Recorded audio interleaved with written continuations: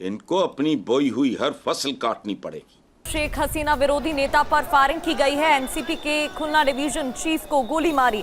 NCP नेता सिकदर के सिर में गोली लगी है। ये अगर आप सीधे सीधे लफ्जों में ये कहें तो एक और को टपका दिया गया है, एक और को टपका दिया गया है, खबर ये आ रही है। आज तो भारत सरकार ने भी, एमईए ने भी एक स्टेटमेंट जारी किया है और कहा है कि दीपू दास के साथ जो जो हुआ है उसके जो हत्यारे हैं, अननोन गनमैन बांग्लादेश के अंदर एक्टिव हो गए हैं और आज दूसरा शिकार एनसीपी पार्टी का एक दूसरे बंदे के सर पे गोली लग चुकी है। तरफ सरहदों पर जाहिर टेंशन बढ़ रही है, दूसरी तरफ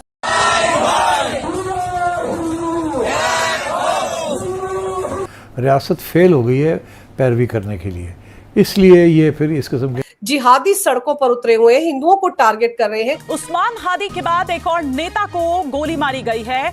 मोतलेब सिकदर के सिर में गोली मारी गई है। You raped that women. You ये देखिए, इसमें लड़ाई हुई। It is recorded in history. 93,000 of your prisoners were taken in your Bangladesh. That is recorded history.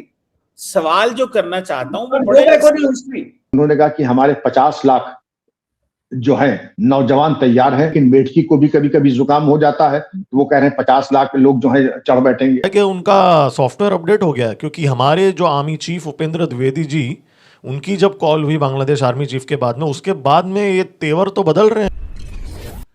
नमस्ते दोस्तों, जय हिंद। हिंदुस्तान स्पेशल में आपका स्वागत है। दोस्तों, बांग्लादेश में राजनीतिक हिंसा थमने का नाम नहीं ले। अब खबर निकलकर सामने आ रही है कि हादी की मौत के बाद बांग्लादेश के खुलना शहर में सोमवार को नेशनल सिटीजन पार्टी के खुलना डिविजनल प्रमुख मोतालेब सिकदर को सरेआम गोली मार दी गई। उनकी हालत बेहद नाजुक बताई जा रही है और उन्हें खुलना मेडिकल कॉलेज अस्पताल में भर्ती करवाया गया है। बांग्लादेश की मीडिया की रिपोर्ट के अनुसार यह घटना सोमवार 22 दिसंबर को करीब 11:45 पर खुलना के सोनडांगा इलाके में हुई। मोतालेब सिकदर को गोली मारे जाने के बाद इलाके में अफरा तफरी मच गई। एनसीपी की संयुक्त मुख्य आयोजक डॉक्टर महमूदा मितू ने सोशल मीडिया पर एक पोस्ट के जरिए इस घटना की पुष्टि की है। हादी की मौत के बाद अब एक और जिहादी को सर में गोली लगी है।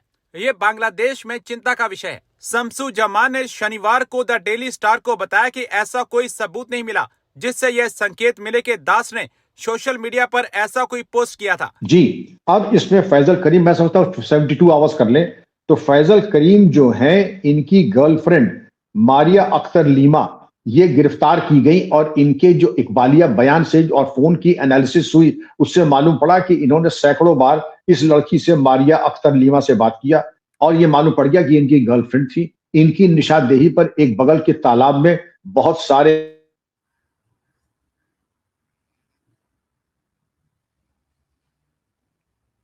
कत्ल के पहले कहा था। सर एक सेकंड सर, आपका वो थोड़ा सा ब्रेक हुआ था बीच में, तो तालाब से आप अगर दोबारा रिपीट कर पाए।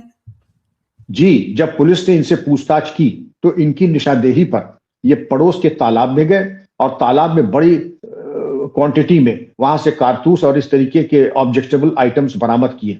ये भी था कि मैक्सिमम कॉल्स और जरूरत से ज्यादा कॉल्स दोनों के बीच में, मारिया और फैजल के बीच में बातचीत हुई थी और उन्होंने, फैजल ने ये मारिया को बताया था। मारिया ने इकबालिया बयान में कहा कि एक दिन पहले मौके के कत्ल के इन्होंने ये भी कहा था कि ऐसी वारदात होने वाली है कि पूरा बांग्लादेश हिल जाएगा। तो इससे ये भी मालूम पड़ गया कि इसमें हिंदुस्तान का कोई हाथ नहीं है, ये लोकल वहां की पॉलिटिक्स है। लेकिन बांग्लादेश आज की तारीख में अमेरिका, चीन और पाकिस्तान के इर्द गिर्द उनकी पॉलिटिक्स में बुरी तरीके से उलझ गया है कि जब इस इंफ्रास्ट्रक्चर को मिलिटराइज कराना होगा, मिलिट्री के लिए इस्तेमाल करना होगा, तो वो इसको पूरी तरीके से ये उसको मिलिट्री के इस्तेमाल में कर लेगा। वो चाहे अपने जो है हैवी आर्म्ड आर्टिलरी हो या एयरफोर्स हो, उसके लिए बखूबी इस्तेमाल कर सकता है। 2-3 बातें आपके लिए और करूंगा। एक साहब और हैं जमात इस्लामी के, उन्होंने कहा कि हमारे 50 लाख जो है नौजवान तैयार हैं और वो हिंदुस्तान पे हमला करने के लिए, जिसे कि गजवाए हिंद कर देंगे। अब मैं क्या कहूं इसमें, अभी तुमसे अपने हिसाब किताब हो नहीं रहे हैं, लेकिन मेढकी को भी कभी कभी जुकाम हो जाता है, तो वो कह रहे हैं 50 लाख लोग जो है चढ़ बैठेंगे। अरे तुम्हारे यहाँ इकोनॉमी और जीडीपी ऐसा है नहीं, अब तुम 50 लाख की बातें सुन लीजिए सबकी, 9-9 लाख की। तो अब अगर इस पे आप गौर करें, इस तरीके की भड़काऊ बातें और ये हर चीज थोप देना हिंदुस्तान के माथे पर, सेंट मार्टिन आइलैंड नहीं, अब शेख हसीना को लेकर के बहुत उनका कि पहले तो उनको हमें वापस कीजिए और उनको डिपोर्ट कीजिए, हिंदुस्तान से बांग्लादेश को दीजिए। शेख हसीना के ऊपर उन्होंने जो सजाए मौत का उनको सजा भी दे दी है। उसके अलावा बांग्लादेश के एक दो और लीडर्स है, बीएनपी बांग्लादेश नेशनलिस्ट पार्टी जिसमें खालिदा जिया जिसकी प्रेसिडेंट है, और इसके अलावा आपके एक और हजरत हैं, वो अगर उनकी बात करें तो हसनत अब्दुल्ला, ये इन्होंने कहा था कि इंडियन हाई कमीशन को बंद कर दिया जाए, और उन्होंने भी ऐसी बातें कही हैं जो कि कोई पसंद नहीं करेगा। तो चारों तरफ से मतलब ये ढूंढना मुश्किल है कि बांग्लादेश में कि हिंदुस्तान के हक में भी कोई बात करेगा।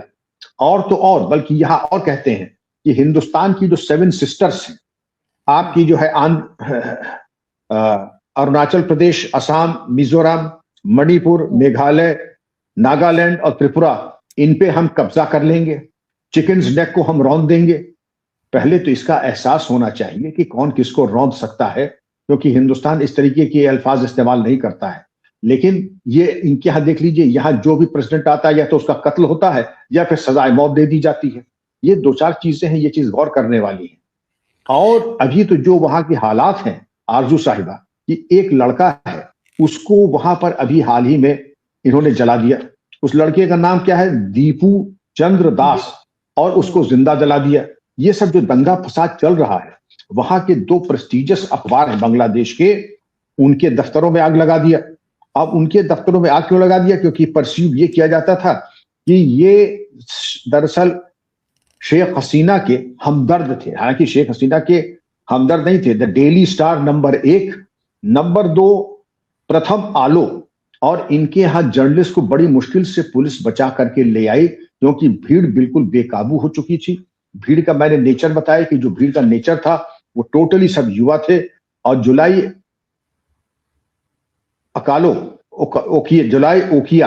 जुलाई ओकिया की ये जो हुजूम था, तो ये सब चीजें जो घटनाक्रम हुआ, उसमें बांग्लादेश के हाई कमिश्नर को बुलाया गया, 20 मिनट की मीटिंग हुई और डिमार्श हैंडओवर किया गया। एक्सटर्नल अफेयर्स की जो बातें थी, तो ये हालात आपके सामने हैं। और अभी हालात में अगले साल जो 12 फरवरी को इंतखाबात होने वाले हैं बांग्लादेश में, तो हिंदुस्तान ने ये कहा कि आप यहाँ चाहेंगे कि इलेक्शन फेयर हो और ट्रांसपेरेंट हो।